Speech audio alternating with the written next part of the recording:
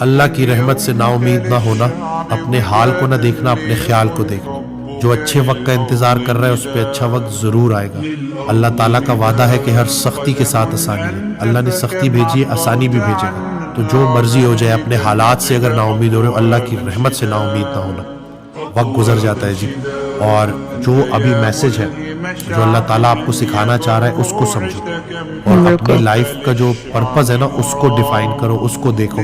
حضرت واصف علی واصف رحمۃ اللہ علیہ کی بڑی پیاری دعا ہے کہ او میکر ری میک می، او بنانے والے مجھے پھر سے بنا۔ میں اپنی زندگی کو اپنے ہاتھوں لہو لہان کر چکا ہوں، اے اللہ اس کو اپنی زندگی سمجھ کر اس میں پھر سے جان ڈال دے۔ تو اللہ اس کو اپنی جان سمجھ کر اس میں پھر سے جان ڈال دے گا، لیکن اب جب وہ ری میک کرے گا تو زندگی کو کسی مقصد کے تحت گزارنا۔ اور جب انسان کا مقصد بلند ہو جاتا ہے نا تو اتنی اس کی پرسنالٹی بھی بلند ہو جاتی ہے۔